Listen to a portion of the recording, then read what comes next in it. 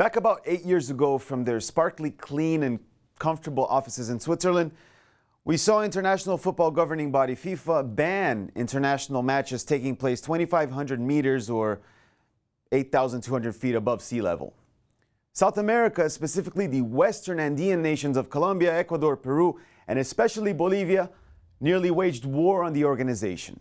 An uprising surged, led by Bolivia's anti-imperialistic, environmentalist, and cocalero by blood president, Evo Morales, a football fanatic, with the backing of Diego Maradona, ultimately resulted in FIFA's ban being lifted, not even a year later, with the organization stating that it needed to better study and gather actual facts from credible medical sources, which, until this day, a correlation between health risks and physically straining yourself in high altitude is yet to be scientifically proven.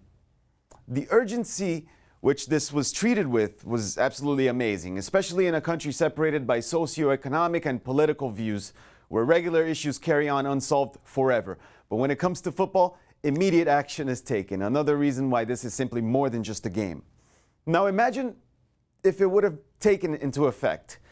Out of the 25 highest cities in the world with populations over 100,000, only 5 are not in the Andes. Bolivians would have been the ones most affected, since over half of their landlocked nation sits in the Altiplano highlands, basically everything west of the low-lying city of Santa Cruz. Peruvians too, but their massive capital, Lima, sits near sea level. Bolivia has been playing 12,000 feet up in La Paz since forever, but only managed to qualify once out of 20 editions to the World Cup in 1994. Since 1950, they were cordially invited to Brazil. Never did a Bolivian side win the Libertadores. Semifinals 4 times were as far as they went, and Peruvians finished second twice. Only 5 of a total 76 South American club competitions were won by teams located in high altitude.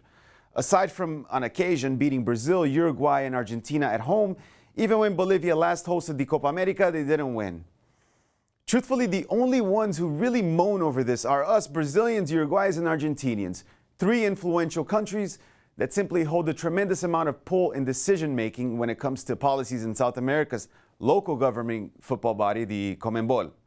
I guarantee you, if it was the other way around, if Buenos Aires or Rio were high up and La Paz down in sea level, this never even would have made it out of internet forums, let alone made it into an issue up for debate. Just last week, for the Libertadores, during Brazilian giants Internacional's visit to La Paz, where they lost to the strongest, an image of the former Man United midfielder Anderson being subbed out in the first half, exhaustingly huffing on a mask hooked to a portable oxygen tank, made headlines. Critics piggybacked on the opportunity to yet again criticize high altitude, deeming it unhealthy, dangerous, and etc. What most failed to look at was the fact that the unfit 26-year-old started 5 matches for Man United in all of last year. So I don't think the Andes played a role there. The conclusion's simple. If a bunch of badly dressed Spaniards 500 years ago were able to conquer the Inca Empire without oxygen tanks, I think we can allow physically suitable athletes to play 2 45-minute halves of football, don't you think?